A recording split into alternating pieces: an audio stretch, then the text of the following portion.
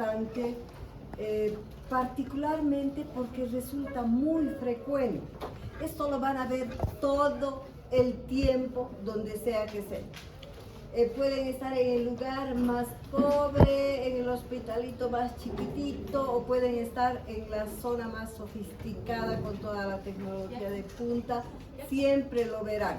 Gracias. Por eso se dice que las dos principales causas de muerte en neonatos es, uno, la prematuridad, cuanto más chiquitos se mueren más, y dos, es la septicemia neonatal, ¿ya? Entonces, la forma como está descrito, queridos, es esta fisiopatología. Probablemente en alguna materia han llevado septicemia en medicina interna. No, todo el tiempo. No, bueno, les va a servir entonces. Si no han llevado en medicina interna septicemia, la fisiopatología es exactamente la misma. ¿Ya? Les va a servir mucho para que ustedes recuerden. Y el objetivo fundamental, queridos, es que ustedes tengan, digamos, una forma de diagnosticar de lo más tempranamente posible y oportuna, porque van a ver que la septicemia en neonatos en cuestión de horas es capaz de producir la muerte. Horas, no días, horas.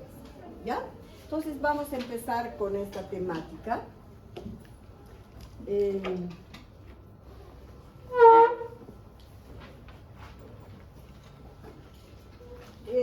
Para que nosotros comprendamos mejor lo que es una septicemia, vamos a hablar de algunos términos que muchas veces lo toman como sinónimo y no es así.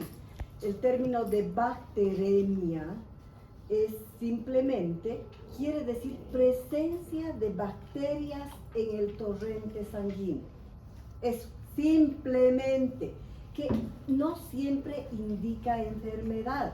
Puede ser un problema casual, así de que ha habido bacterias y han pasado, pero no ha producido enfermedad.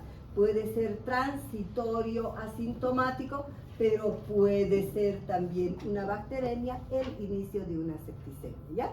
Pero bacteremia solo es presencia de bacterias en el torrente sanguíneo. Pero cuando hablamos de septicemia, estamos hablando de una enfermedad, de una situación nosológica gravísima, gravísima. Es la presencia de sangre, en la sangre de bacterias, y que un hemocultivo nos puede, digamos, demostrar esta presencia, y que existen muchos focos inflamatorios. Cuando hablamos de una neumonía, por ejemplo, sabemos que el foco está en pulmones, nada más, es un solo foco. O un problema gastrointestinal es un solo foco. Pero septicemia, este hecho de que las bacterias están circulando en todo el torrente sanguíneo, hace que se aniden en muchos órganos, en varios órganos, y en el órgano que se anida las bacterias va a producir una respuesta inflamatoria específica en ese órgano, ¿verdad? Y en general se dice que la cantidad de focos puede ser mayor a 3. Son 2. Ya. Han terminado ya, ¿no? No. Ah, ya. Ya. Entonces, yo prefiero que no pasen, queridos. Y porque ahí, a ver, escúchenme, ahí quedaremos y al final terminan de hacer, ¿ya? Ya. Para que no se distraigan. Ya, está bien, doctora. La incidencia, les decía, hay más de 3 focos y cada foco con una respuesta inflamatoria propia, ¿no es cierto? La incidencia, fíjense, de la septicemia neonatal es 4 veces más en prematuros. ¿Por qué? Y hemos hablado, el recién nacido de por sí es precario en cuanto a su sistema inmunitario, pero si es prematuro, peor, ¿no es cierto? Está en proceso, será mucho peor. Por eso que la incidencia es 1 a 2 por 1000 nacidos vivos en general, pero si hablamos en prematuros es 4 veces más. ¿Ya? La mortalidad antes de la era de los antibióticos obviamente era 100%, no había nadie que se salve de esta situación. Pero, ¿qué es lo que pasa desde la época de los antibióticos, del conocimiento? ¿Cuál es el germen en una determinada edad? Ahora se conoce con precisión cuál es lo más frecuente en cada grupo etario.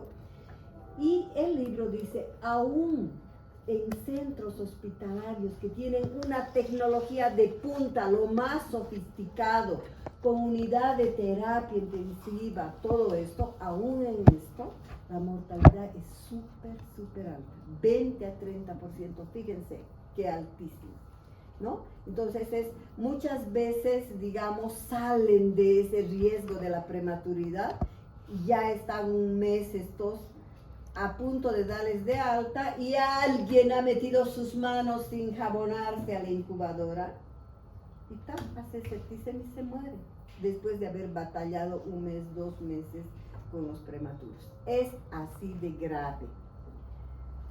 La etiología, queridos, la etiología ha sufrido una serie de cambios durante muchísimos años. Y entonces aquí vamos a ver qué es lo que ha pasado desde un principio, ¿verdad? Antes de la década del 40 se supone que era la época antes de la era de los antibióticos.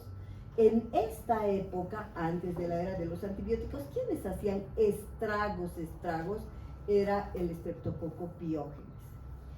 Entre el 40 y el 50, el estafilococo, que fue terriblemente agresivo.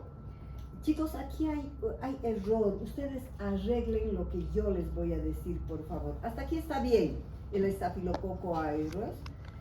Desde el 1950 hasta 1960 se demostró muy claramente por estudios que eran dos gérmenes, el estreptococo, eran en esa época fundamentalmente 2 tipos de bacterias. Aquí los gram negativos hacían estragos, esa década, los gram negativos, pueden ser E. coli, Klebsiella, Pseudomonas, todo gram negativo, pero estos 2 eran entre los más frecuentes. A partir del 60, y se dice, aquí está el error, queridos, aquí está el error, a partir del 60, incluso hasta ahora, de 1960 al 2000 y al 2024, más o menos son estos gérmenes, ¿ya? Es un gram positivo que es el estreptococo y un gram negativo que es la Escherichia coli, hasta ahora, ¿ya? Por eso que cuando hablábamos decíamos que la batería en neonatos de antibióticos siempre es una penicilina o ampicilina más un aminoglucósido para un germen gram negativo, porque estos 2 hacen estragos hasta la actualidad, ¿ya? El libro dice esto, pero hay diversos libros de neonatología que hablan, esto es del Meneghello, esta estadística, pero donde dicen que el gran porcentaje definitivamente son estos 2 gérmenes. Bueno, ¿cuál es la patogenia? En la patogenia, en la generación, la patogenia se refiere de cómo se genera esta enfermedad. En esta generación intervienen para la septicemia neonatal 4 factores fundamentales. Uno de los primeros es el huésped. Probablemente es el más importante. ¿Quién es el huésped? Es el neonato, ¿verdad? Ese neonato que puede ser a término o que es más grave que sea prematuro. Entonces, sabemos que los neonatos, incluso durante el primer año de vida lactantes, tienen el sistema inmunitario precario, así bien deficiente, ¿no?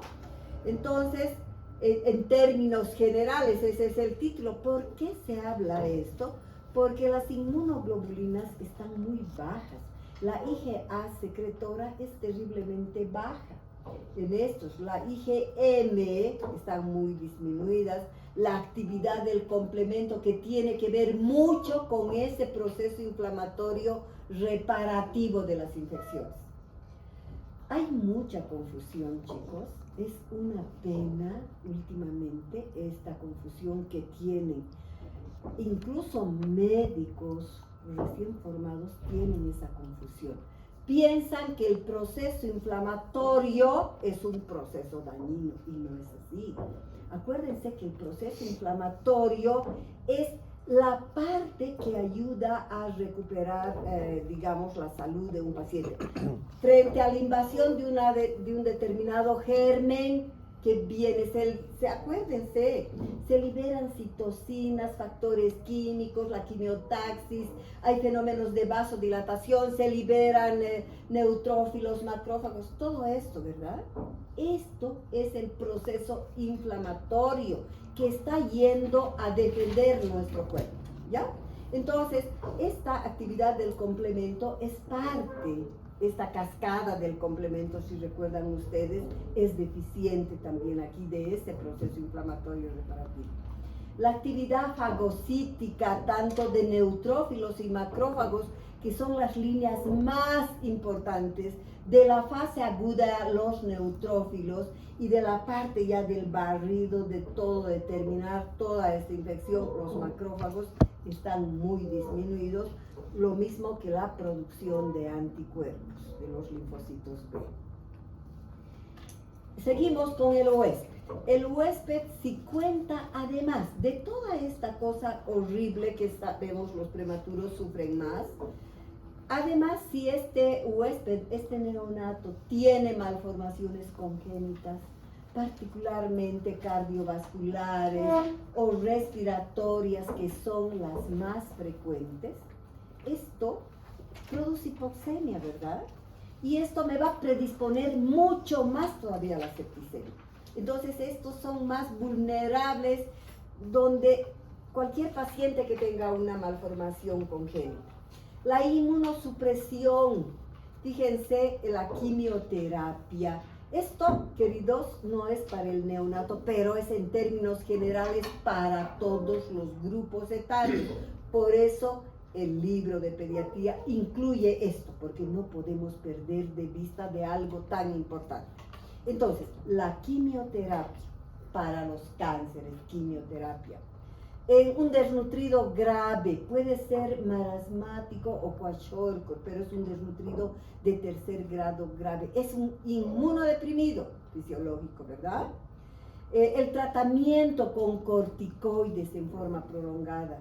Ya les decía, creo a ustedes o no sé, el uso de corticoides es grave porque es un inmunosupresor. Ah, no, perdón, me estoy confundiendo con los chicos de San Simón, de eso hemos hablado. No es con ustedes, no he hablado. El corticoide es un inmunosupresor, Entonces, estas situaciones van a, si en algún momento el paciente sea neonato, sea lactante, sea un niño grande, sea un adulto, si experimenta estas cosas a la vez, es también un predisponente para que se produzca esto. Quemaduras extensas, porque ya saben que la piel es un mecanismo defensivo, ¿verdad? Si la piel está denudada con la quemadura, no hay ese mecanismo externo de defensa, la infección será mucho más grave. Venoclisis y venodisección por más de 48 horas. Cuando yo tenía la edad de ustedes y hacía pediatría, la rotación de pediatría, esto era tan grave, chicos, era tan grave, era la causa número 1 de la septicemia. ¿Por qué? Porque en esa época no era como ahora, así el tratamiento de la deshidratación es una maravilla ahora, es rápido, en cuestión de horas puedo sacar a un choqueado y darle de alta el mismo día.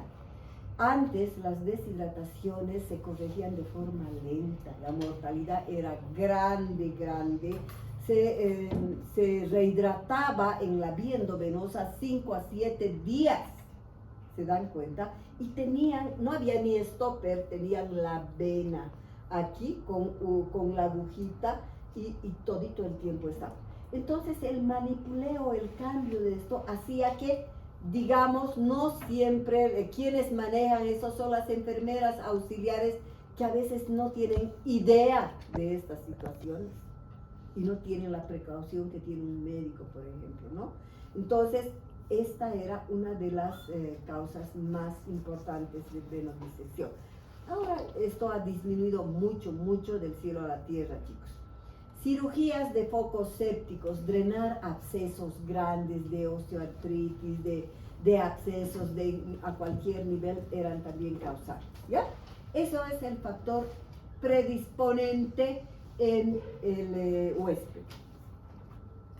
Factores maternos. ¿Qué situaciones maternas hacen que ese niño pueda tener una septicemia? El bajo nivel socioeconómico que implica pobreza. Y la pobreza con toda la lacra que conlleva. Los pobres en general, los bien pobres, chicos, no tienen educación, muchas veces son analfabetos, no tienen fuentes de trabajo, o sea, viven en condiciones pero así re lamentables.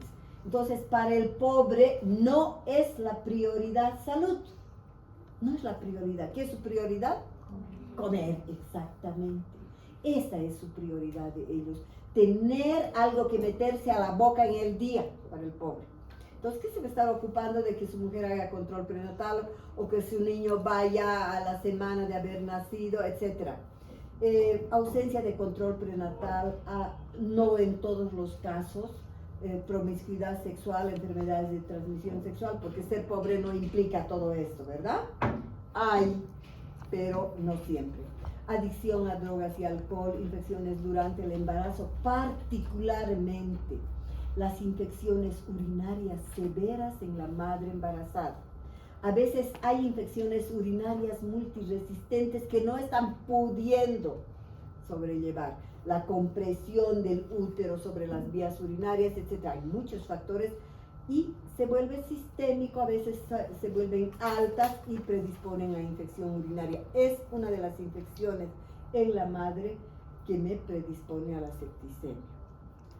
Factores de la gente. Cuando hablo de la gente me refiero al germen, al causante de la infección. Y estos gérmenes, sabemos que hay gérmenes que son mucho más agresivos que otros. Los gram negativos, los anaerobios, el estafilococo, etc. son terriblemente agresivos. Pero si el terreno, si el neonato tiene un sistema inmunitario bajo, aún los gérmenes más sencillos se vuelven terriblemente agresivos en ellos, ¿verdad?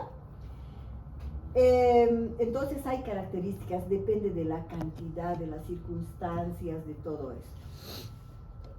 Y el cuarto factor son los factores ambientales. No se refiere a este ambiente, al entorno. Se refiere al microambiente de ese neonato. Por ejemplo, durante el embarazo, sabemos que ese niño está protegido totalmente, está en una bolsa intacta, protegido dentro del líquido amniótico estéril ahí adentro. Pero ¿qué pasa si sufre una ruptura prematura de membranas espontánea o ha tenido un trauma, se ha caído, lo que sea? Cualquier situación que me produzca ruptura prematura de membranas, se rompe y se pierde esa seguridad de ese feto. Entonces, cualquier orificio natural que tengamos está contaminado, cualquiera, mucho más la vagina, ¿verdad? Entonces, de forma ascendente, estos gérmenes suben a través de la vagina, penetran el cuello y por esa ruptura, por esa solución de continuidad, ingresan y se meten al líquido amniótico, produciendo verdaderos cuadros de amnionitis. Y a veces vemos nosotros que cuando nace un niño van a ver tal vez cuando estén haciendo el internado, la provincia, lo que sea, rupturas prematuras, por ejemplo, de 3 días, donde la ruptura ha sido grande, se entra y está ese niño, pero en la pus. Ahí su líquido amniótico se ha vuelto purulento Y esos niños nacen pero así refétidos, chorreando de pus y obviamente haciendo ya una septicemia porque están varios días. Y es ahora, en la actualidad, una de las pocas situaciones donde está justificado el lavado así apenas nace el niño, de sacar todo esto. Porque después saben ustedes que cuando nacen, antes las matronas los bañaban aunque sean prematuros, lo que sea, ahora no, ¿no es cierto? Porque sabemos que ese sistema de termorregulación en el hipotálamo no está bien maduro y se deja que ese niño, si es grande, esté estable y se lo bañará más tarde. Si es prematuro, mejor no lo bañes apenas nomás, ¿ya? Entonces, ahí es una de las situaciones bien importantes, es que ese líquido se contamina, el niño deglute ese líquido infectado y va a colonizar bacterias y puede llegar a ser la septicemia. También, durante el transcurso de ese tiempo, ese recién nacido puede colonizar muchas bacterias y coloniza las bacterias de quienes han estado cerca al neonato, ¿verdad? Ha nacido y ¿quién está en contacto con ellos? El personal médico, las enfermeras, ¿verdad? La licenciada, el pediatra, el ginecólogo, todo el mundo mete su mano, peor si el niño ha nacido mal. Todos meten su mano, ¿verdad? Para canalizar las enfermeras, etc. Entonces, ese niño canaliza a las bacterias de la gente más o menos los siguientes días, de la gente que ha estado en contacto con él. Incluso los parientes, ¿verdad? Van a visitar y dan el agua, lo besan, le hacen todo, absolutamente, o están resfriados, cualquier cosa. En el momento del nacimiento, obviamente, cuando está saliendo, está atravesando todo el canal del parto. La vagina, todo eso que está contaminado, coloniza también esas bacterias. Pero lo mejor es que colonice las bacterias, si es un parto normal, que colonice las bacterias de la madre. Porque esa madre tiene anticuerpos contra sus bacterias. Y esas bacterias, entonces esos anticuerpos, van a pasar al bebé. Y entonces ese niño está protegido. Por eso que es re bueno, antes que sufra sin razón les hagan cesárea, porque últimamente por no esperar, de entradita les hacen cesárea y les dicen no está progresando o tiene cordón, lo que sea, y les hacen. Y a partir de ahí, como tiene cesárea, les hacen cesárea demasiado. A los 7 días adquiere la flora anaerobia en el tracto digestivo y en la hospitalización, si se queda hospitalizado por alguna circunstancia, lo más grave es que ese niño es capaz de colonizar gérmenes intrahospitalarios. ¿Cuáles son los gérmenes intrahospitalarios? Pseudomonas, muy bien. ¿Y qué más? Por ahí no. Estafilococo. No se olvide. Los dos gérmenes intrahospitalarios y casi siempre multiresistentes son Pseudomonas y Estafilococo. El estreptococo más es de la comunidad. Entonces puede colonizar esto. Y aquí, queridos, está la fisiopatología del shock séptico. Esta lámina, 1000 veces he dicho voy a arreglar, pero yo les voy a explicar de la forma más sencilla cómo es la fisiopatología del shock séptico, ¿ya? Entonces, sea cualquiera la vía por la que ha ingresado el germen al cuerpo del neonato, cualquiera la vía. Hemos dicho que puede ser vía hematógena, que puede ser vía respiratoria, puede ser cualquiera la vía. Ha ingresado este germen, se ha producido la infección, y entonces, ¿qué pasa? Una vez que se produce la infección, se proliferan ahí mismo las bacterias, ¿verdad? Empiezan a multiplicarse. Y todas estas bacterias van a liberar una serie de antígenos bacterianos. Van a liberar esto. Estos antígenos bacterianos van a producir como respuesta una respuesta inmunitaria de defensa. Aquí se pone en actividad el complemento y los diferentes mediadores de la inflamación, porque estamos empezando con ese mecanismo de defensa ya del cuerpo, la inflamación. Entre el complemento y los mediadores de la inflamación, que son muchos, pueden ser, digamos, el óxido nítrico, las interleuquinas 1, 2, el tromboxano, factor de necrosis tumoral, etcétera. Todos estos mediadores de la inflamación, ¿qué es lo que son mediadores? Acuérdense de fisiología, queridos. Estos mediadores de la inflamación van a provocar todo el proceso inflamatorio que hace ratito que estábamos hablando. Van a producir fenómenos de vasodilatación. Los neutrófilos, acuérdense, todos estos se insinúan, ingresan por diapedesis porque los poros están bien abiertos, porque hay fenómenos, salen, empiezan a fagocitar, etc. Entonces, una de las cosas más importantes es que hay un incremento grande de la vasodilatación. La capacitancia, si era el capilar así, chicos, se vuelve así, ¿ya? Aumenta su capacitancia, y con este fenómeno de la microcirculación, ¿cuál es la microcirculación? ¿Por qué vaso sanguíneo está la microcirculación? Los capilares, ¿no es cierto? Los capilares, no son las arterias, los capilares son los que experimentan. Entonces, experimentan este aumento de la capacitancia y fenómeno de vasodilatación.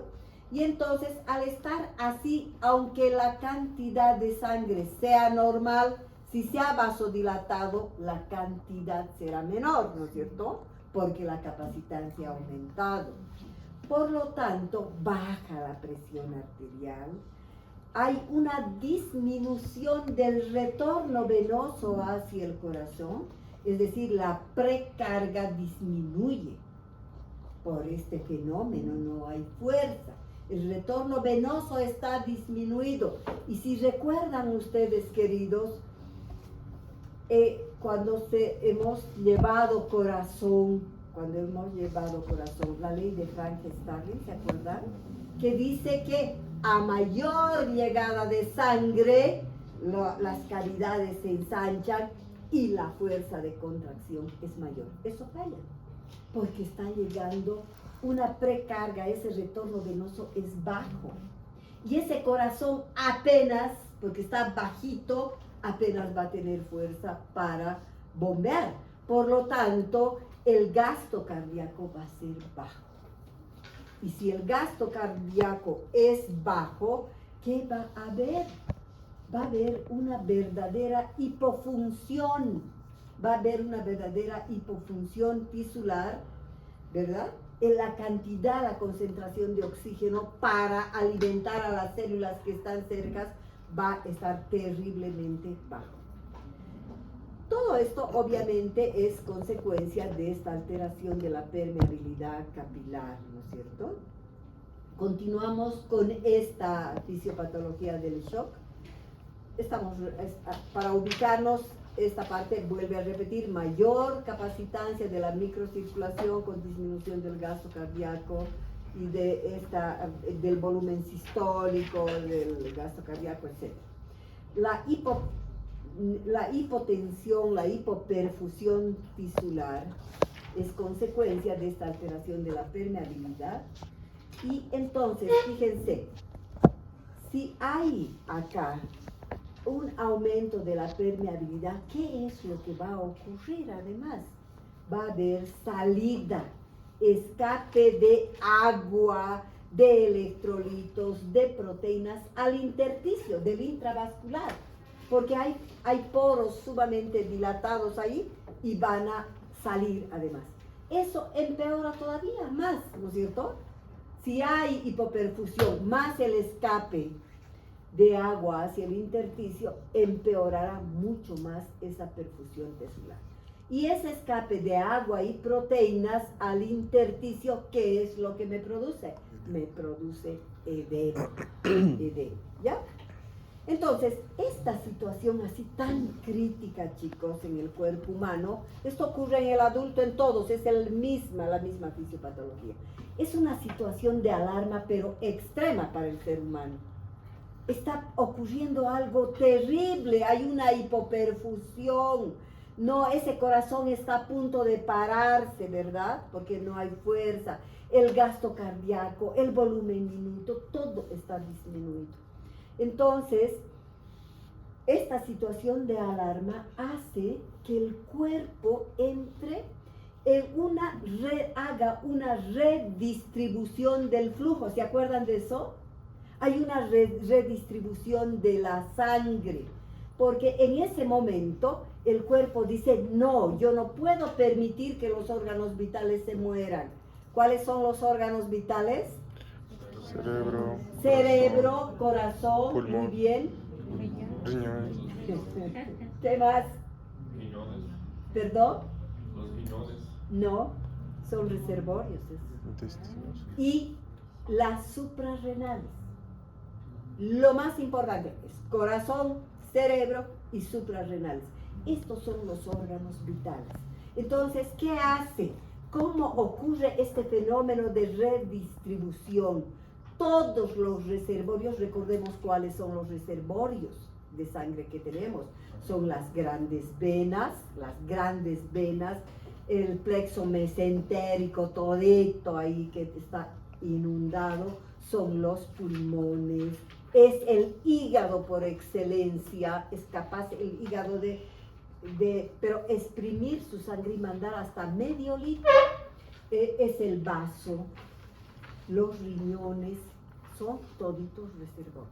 Entonces, este plexo subcutáneo, por eso una persona que se está choqueando experimenta vasoconstricción y por eso que se pone papel blanco, porque aquí están cerrados toda la circulación y hay palidez generalizada. Entonces, hay este fenómeno así de crisis, de desesperación del cuerpo que hace esta redistribución con vasoconstricción periférica de los grandes vasos, de todos los reservorios del cuerpo, del hígado, de todo hay. Y entonces, fíjense, ¿para qué? Para mandar ese excedente, esto que se ha exprimido, mandar a los órganos vitales y no se da.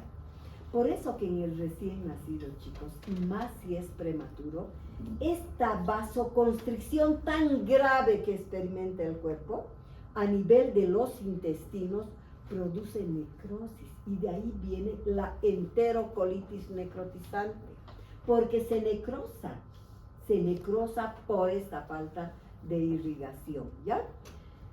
Entonces, esta hipotensión periférica, además, esta que sigue así bajo, pese a todo eso, sigue agravándose la situación. ¿Qué hace el cuerpo? Otra de las situaciones así para salvar la vida del paciente es el metabolismo anaeróbico. ¿Se acuerdan qué es eso, chicos? Ahorita está bajo la cantidad de oxígeno, ¿verdad? Por la hipoperfusión. Pero además hay metabolismo anaeróbico, que es decir, que el cuerpo empieza a utilizar como fuente de energía, no hay oxígeno. Entonces es sin oxígeno. Empieza a degradar el glucógeno, ¿se acuerdan? Degrada el glucógeno para conseguir energía y seguir viviendo. Eso es metabolismo anaeróbico, no se olviden. Y entonces, como producto de esta situación, se produce grandes cantidades de ácido láctico.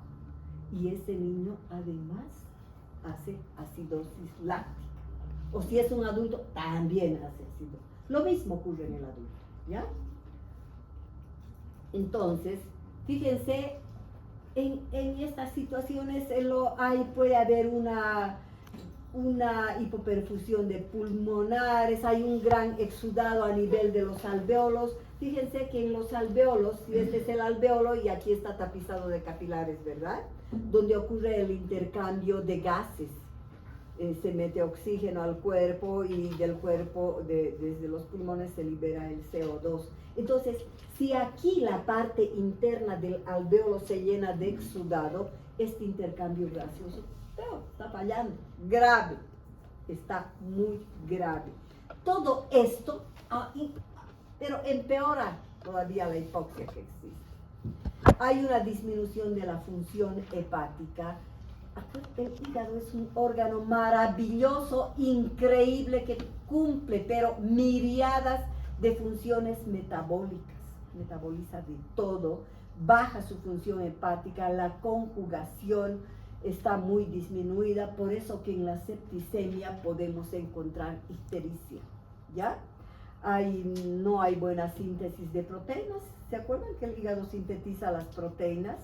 Exceptuando una poquita que hay, se sintetiza factores de coagulación, por lo tanto también esta síntesis de factores de coagulación va a estar disminuida. Y si está disminuida, entonces, por eso que los septicémicos sangran, queridos, debido a esta situación. Hay un sangrado, hay esta baja de los factores de coagulación, del fibrinógeno, de todo esto. Se sintetizan la mayoría de los factores de coagulación en el hígado. Y si está mal el hígado, esto baja y este paciente empieza a sangrar. Y entonces, ese momento de este sangrado, de este consumo de los factores de coagulación, se denomina la famosa coagulación intravascular diseminada. ¿Ya? Esto es la coagulación intravascular diseminada, que es casi un proceso final de la septicemia. Y cuando están ya en la coagulación intravascular diseminada, les hacen, pero les ponen sangre y sigue sangrando por todo lado, se mueren, ¿verdad? Entonces entran en esta coagulación intravascular diseminada. ¿Cómo es la clínica? La clínica es un cuadro muy variable, pero de presentación temprana, así rápida. La primera, digamos, esta septicemia temprana es la primera semana de vida, pero obviamente puede haber, como les decía, este caso de estos prematuros que a las 3 semanas están haciendo septicemia. Esa es tardía, ¿ya? La sintomatología característica de la septicemia en neonatos, esto es lo grave, chicos, es inespecífica. No hay signos claves, así por ejemplo en el sarampión yo sé que hay fiebre, que hay exantema, que hay cóplico. Aquí no, aquí es todo enmascarado, no se nota. Y cuando notamos es cuando ya es tarde, cuando está sangrando ese paciente, cuando está en la coagulación intravascular diseminada, ¿ya? Es sutil, ¿saben lo que quiere decir sutil? Apenas perceptible, no se nota, ¿verdad? Difícil de definir. El neonato cambia, sin embargo, un neonato que está haciendo septicemia no es rosado, activo, feliz, no. Ese neonato se lo ve grave, grave. Así como sabemos que está muriendo, así se lo ve.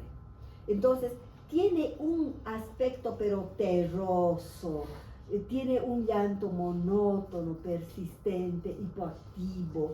Y probablemente el primer signo de sospecha, muchachos, el primer signo de sospecha es que ese neonato no quiere mamar. Si viene la madre y dice, no sé qué le pasa, está mal, lo veo así, llora, no quiere mamar, tienen que sospechar que podría ser septicemia, ¿ya? Hay rechazo de la alimentación y hay disregulación térmica.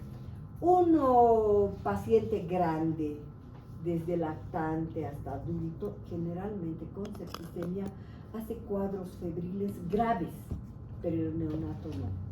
Él puede hacer fiebre, un porcentaje pequeño hace fiebre, otros tienen temperatura normal y otros tienen hipotermia. Y cuando tienen hipotermia es grave, gravísimo. Están re mal estos. Por eso se dice hay disregulación térmica. En prematuros la sintomatología es solapada. ¿Saben lo que quiere decir solapada, chicos brasileros?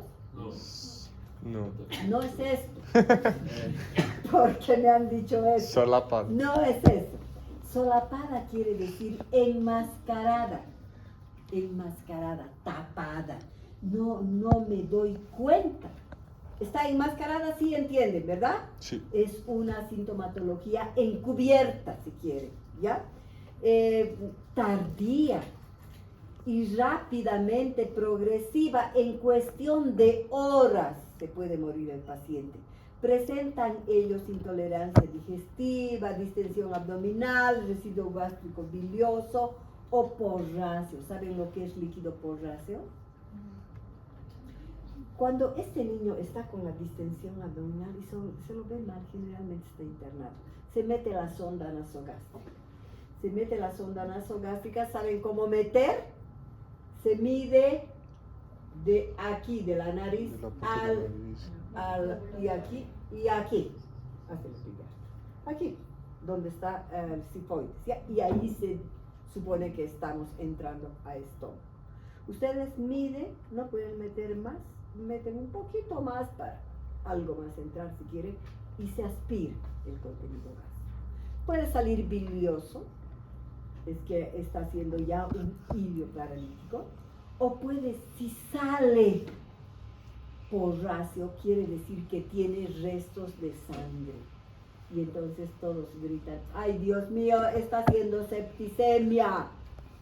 Así, en cuestión de horas, está haciendo septicemia. Y entonces es un susto.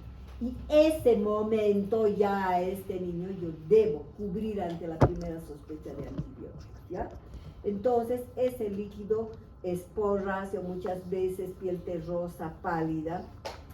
Y pueden ocurrir también como parte de la sintomatología mecanismos compensatorios como taquicardia, polipnea, quejido, etcétera, dependiendo del foco al que ataca. Si hay un foco en el sistema nervioso, dará hace una meningitis, ¿verdad? O si está en pulmones, hace una neumonía, etcétera, donde anide hará la sintomatología. Si no se hace tratamiento oportuno, chicos, y continúa el caso, sigue avanzando, la mortalidad es terriblemente alta por ataque multisistémico, así como en el adulto, y falla hemodinámica. Entonces yo puedo encontrar hipotensión, esto es hipotensión arterial, por favor, parece otra cosa. HTA es hipotensión, llenado capilar lento, le hago así, es lento. Fiebre o hipotermia, hipotermia está con letra mayúscula porque es un signo de mal pronóstico. Así como encontrar líquido porráceo, encontrar neutropenia o encontrar hipotermia, quiere decir que están más allá que acá, ¿ya? Es de signo de mal pronóstico. Ictericia, hepatoesplenomegalia, distensión abdominal, polipnea, cianosis, etc. En etapa final, los neonatos, querido, solo los neonatos pueden encontrar, digamos, un edema duro que se llama a eso, solo los neonatos. En etapa final, a eso se llama escleredema. Pero probablemente antes de eso hay signos de hemorragia de la coagulopatía de consumo, de esta coagulopatía de consumo. Entonces hay hemorragia digestiva, petequias, equimosis, hematomas, etc. Y esto es gravísimo. Ya hemos dicho que es súper grave, ¿no? En etapa terminal, esto que les decía, el edema a la vez que ustedes han visto, el edema es blando, ¿verdad? Porque hacemos fobia incluso. Acá, solo en el neonato, por eso es patognomónico de la septicemia. Rara vez encontramos, no es para encontrar todos los días. Si lo encuentro, es patognomónico. Y es signo de muy mal pronóstico. Y cuando encuentro esto, ese niño va a morir, haga lo que haga. Por eso se dice es de la fase irreversible terminal. Esa cosita que ven, ese palito, es de acá, no de termina, sino de terminal, de la fase terminal. Después de eso se muere nomás.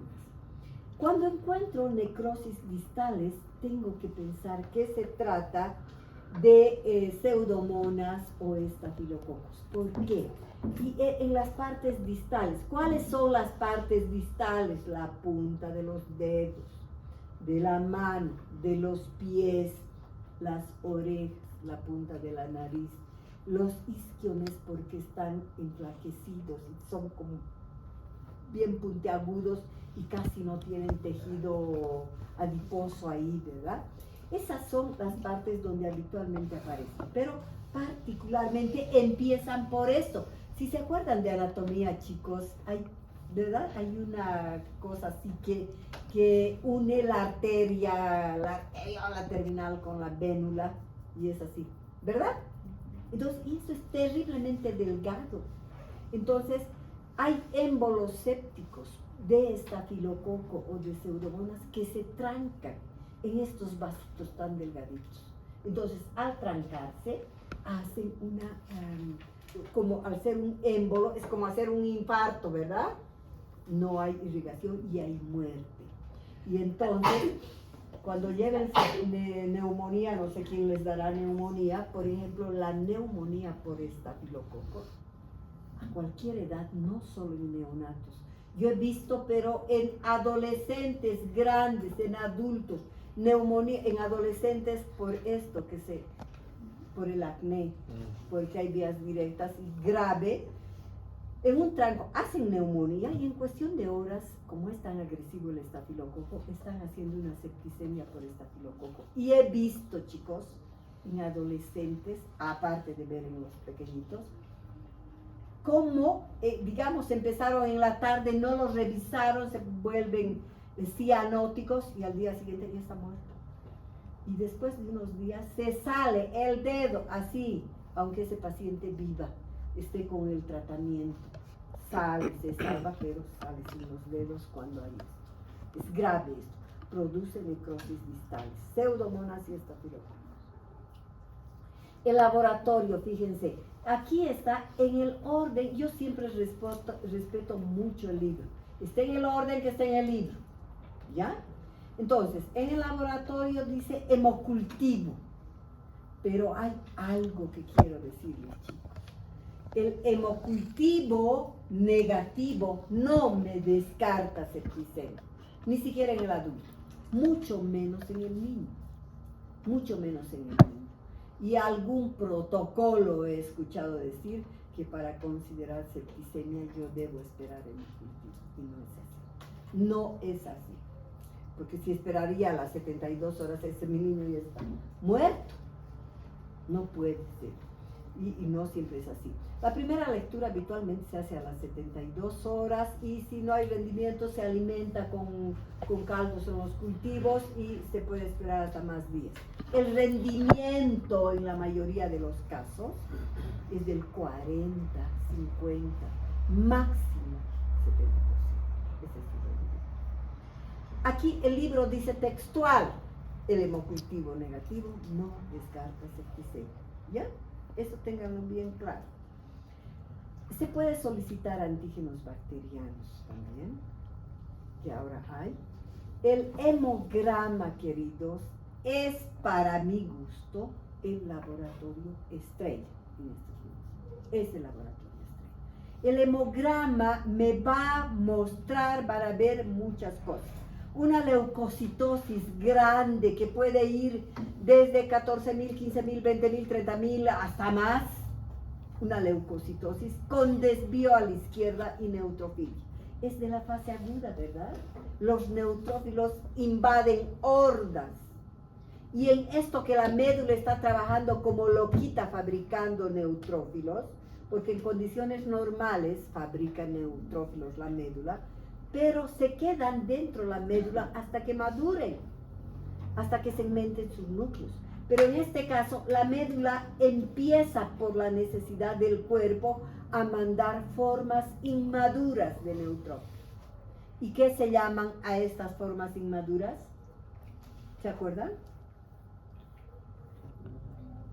Callados, bandas, no se olviden, chicos. Son callados, bandas, son los neutrófilos inmaduros, que me están hablando de un proceso infeccioso gravísimo. Entonces, solo yo voy a encontrar cantidades grandes de esto en infecciones súper graves, en peritonitis, en septicemia, en meningitis, en esas neumonías, solo en eso, porque en condiciones normales tenemos 0 callados o 0 bandas, ¿ya? Entonces, encontramos, ya hemos dicho, leucocitosis con neutrofilia. Desvío a la izquierda quiere decir que las formas jóvenes están aumentadas. Esto es neutrófilo. Puede haber leucopenia con neutropenia en la fase final, porque primero la médula está preocupada fabricando algo. Pero si le está ganando la infección, esa médula se deprime y entonces ya no tiene fuerzas para seguir fabricando y por lo tanto hay neutropenia. Leucopenia con neutropenia, que es signo de mal pronóstico. Además puedo encontrar vacuolas y granulaciones tóxicas en los glóbulos blancos, particularmente en neutrófilos y en macrófagos. ¿Ya? En estos vacuolas llenos de gérmenes, de restos, de bacterias muertas, de membranas de las células, de todo, de toxinas. Y tiene una especificidad del 90 al 93%. Fíjense la diferencia.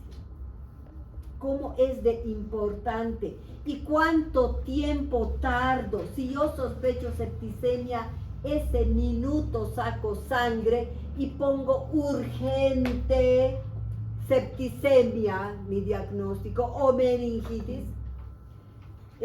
Ahí ellos saben, los bioquímicos, que eso es emergencia y tienen que dejar de hacer y procesar, y en menos de 30 minutos debe estar con ustedes, ¿verdad? Hasta que estén haciendo la historia, preparando, ya tienen.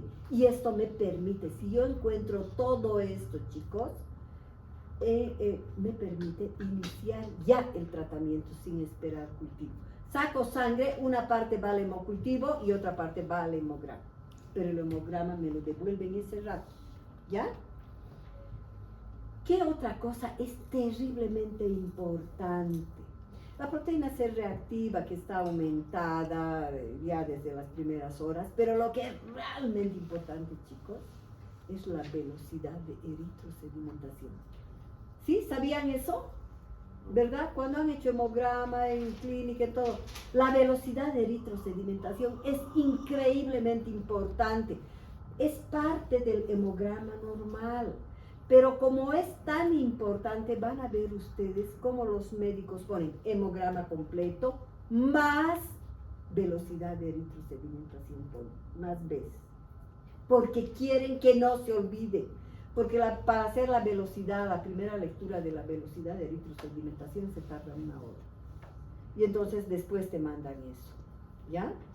Entonces se hace la velocidad de eritrosedimentación. ¿Por qué es importante? Porque el valor normal de la velocidad de eritrosedimentación, si yo proceso ese rato, es 0. Pero en los grandes laboratorios, a veces son 50, 100 muestras, 200 muestras, tardan. Y entonces, cuanto más tiempo pasa la muestra de sangre, la velocidad de sedimentación en condición normal puede llegar hasta 20. Por eso que se pone de 0 a 20 el valor normal. Tenemos que saber los valores normales, queridos, del hemograma, ¿ya? Entonces, aquí, cuanto más se eleva, es un signo grave que acompaña a esto, ¿no? Y tiene un valor pronóstico bien alto, quiere decir que algo grave está pasando, una infección gravísima. Es una peritonitis, es algo así terrible. Además, me sirve para seguimiento y pronóstico, ¿no? Si no mejora mi paciente, yo hago velocidad de eritrosedimentación y si me ha aumentado, está en 60, 80, estaba en 60, digamos, y estalla en 120, algo está mal. Tal vez no es el germen que estaba esperando, tal vez es otro o es un germen multiresistente, ¿verdad? Me permite por lo tanto, hacer cambio de conducta. Estoy autorizado a cambiar con eso el tratamiento. Por eso, así de importante es la velocidad de eritrosedimentación, queridos. Gases arteriales, puedo ver para demostrar si hay hipoxemia, si hay acidosis, si hay hipercapnia. Pruebas de coagulación, importantísimo, las plaquetas están bajas. Y todos los factores de coagulación. Hay plaquetopenia por la coagulopatía de consumo. La glicemia, fíjense, la septicemia es un cuadro tan agresivo que hay un gran consumo de esto, ¿no? Y entonces la glicemia está baja, la calcemia, etcétera. Se piden todos estos laboratorios. ¿Cuál es el tratamiento? Para hacer el tratamiento, por eso dice, decidir qué antibiótico le voy a dar a este paciente sin esperar el hemocultivo para nada, requiere conocimiento, que yo sepa qué germen probablemente es. Y si es recién nacido, el germen, aprendan desde ahora, chicos, y hemos hablado, es probablemente un 50% un gran positivo, que es el estreptococo, y otra probabilidad del 50% del, ¿de cuál? Escherichia coli. Esos dos. Y no es en el grupo de neonatos esos dos gérmenes. Y no solo es para la septicemia, es para la neumonía, es para todo en ese grupo etario. Esos dos gérmenes, ¿ya? Por lo tanto, yo daré en ellos una ampicilina más una gentamicina por un periodo largo de 10 días por la vía endovenosa. Si el cultivo, por si acaso, me demuestra, salió positivo y encontraron que solo era estreptococo, no había Escherichia coli, yo puedo dar simplemente penicilina sódica, ¿ya? Si es el germen intrahospitalario, ¿qué le daré? Cloxacillina más ¿Sabes? El único que lee es él. Entonces, si es que germen intrahospitalario o es pseudomonas o es más estafilococo, entonces yo debo tratar con gentamicina y dicloxacilina para el estafilococo, ¿no? A las dosis que conocen. Si hay un estafilococo multiresistente o resistente, vancomicina. Si tiene foco digestivo, como esto que hemos hablado que llega a perforarse, se trata igual que la perforación en cualquier grupo etario, con los mismos medicamentos, porque ahí implica incluso anaerobios, ¿verdad? Entonces yo voy a dar metronidazol más aminoglucósidos, genta o amicacina, más una cefalosporina de tercera generación, es decir, cefotaxima o ceftriaxona. Eso es exactamente lo mismo en cualquier perforación intestinal de cualquier grupo etario, ¿ya? Si hay una meningitis o osteoartritis, será dependiendo del germen, de la edad que tiene el paciente. Si es lactante, entra el hemófilos, etc. Y el tratamiento será prolongado de 15 a 21 días. Se debe hacer vigilancia sistémica, apoyo multisistémico, presión, diuresis, debe estar canalizado ese niño. Muchas veces está NPO, ese niño está grave, entonces puede estar con alimentación. Si hay daño cardiorrespiratorio, si hay polipnea, etcétera, hay neumonía, se da oxígeno, todo lo que ustedes ven que se da en ese paciente, ¿no? Pero si está tan grave que se está muriendo, incluso puede estar en el respirador, ¿no es cierto? En una máquina de ventilación. Si hay problemas renal y hace insuficiencia renal, es bien frecuente esto.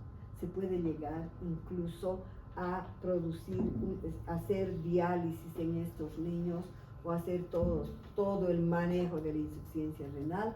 Si hay neurológico, se trata como una meningitis. Además de los antibióticos, debo tratar el edema cerebral, la hipertensión endocraniana. Si convulsiona, debo dar fenobarbital, etcétera. Todo esto, si hay hemorragias. Se hace apoyo multisistémico metabólico, tratar la hipocalcemia, la hipoglicemia, la hipomagnesemia. Si hay acidosis metabólica, se debe dar, ¿qué? Si hay acidosis metabólica, bicarbonato de sodio. Bicarbonato de sodio para la acidosis. Si hay hipoglicemia, tengo que dar concentrados de glucosa, ¿verdad? Hematológico, tratar la coagulopatía de consumo, hacer exsanguino transfusiones. Si no estoy en un hospitalito chiquito en el campo, no tengo probabilidad medios para hacer un exsanguino, por lo menos, queridos, se debe hacer transfusión de sangre fresca. ¿Por qué? Porque, ¿se acuerdan cuál es el tiempo de vida de los neutrófilos? ¿Qué me interesa meter? Es neutrófilos y plaquetas, las dos cosas. No me interesa glóbulos rojos, ¿verdad? Es sobrecargar nomás. Entonces, por eso que se da concentrados de neutrófilos, concentrados de plaquetas, o a veces se hace exsanguinos, pero una transfusión sí hago, la tengo que hacer de sangre fresca. ¿Cuánto tiempo duran los neutrófilos, chicos? 8 días. 8 hasta 10, pero se toma mejor el término de 8 días, de 8 a 10 días, ¿verdad? Y las plaquetas. ¿Cuánto has dicho? Me estás confundiendo. No. Los neutrófilos viven horas. 8 o 20 horas. Horas. De 4, 6, 8, 10 horas. Toma en cuenta ese. 20 horas casi ya no hay, pero está descrito así. Y las plaquetas son las que viven 10 días. Las plaquetas. ¿Ya? Los neutrófilos duran horas. A buena concentración están hasta las 4 horas. Y de ahí va. ¿Ya? Entonces el nutricional no debo descuidar el aporte calórico y por el gran catabolismo que hay en la septicemia. ¿Tienen alguna pregunta, chicos? ¿No? Son terriblemente preguntadores ustedes. Claro. Ya hagan rapidito la asistencia, mis queridos. Uy. Discúlpame.